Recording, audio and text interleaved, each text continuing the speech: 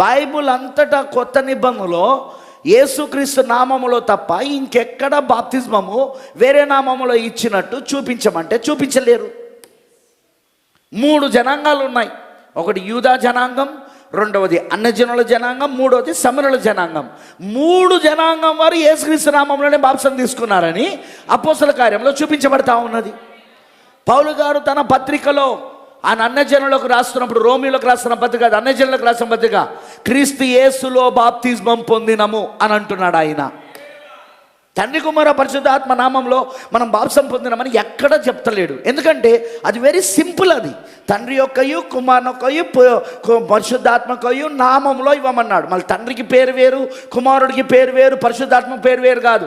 యేసు చెప్పిన దాంట్లో తండ్రి యొక్కయు కుమారునొక్కయు పరిశుద్ధాత్మకయు నామము, నామాలు కాదు నామము, ఆ నామంలో ఇవ్వమన్నాడు. బాబు నీ తండ్రి పేరు ఏం పేరంటే ఏం చెప్తావు? తండ్రి అని చెప్తావా?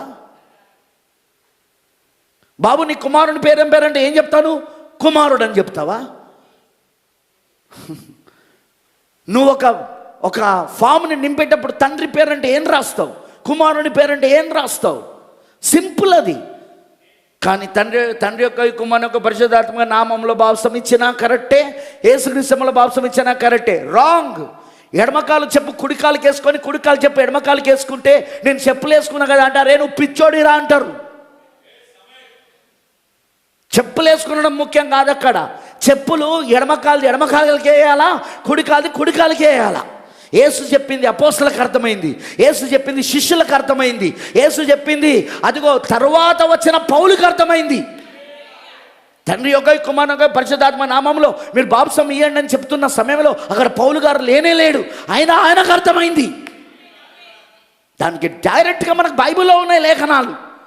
దాన్ని కూడా నమ్మట్లేదంటే వీడెంత గుడ్డోడో అర్థం కావట్లేదా? ఇలాంటి గుడ్డంతో మనం వాదించడమా?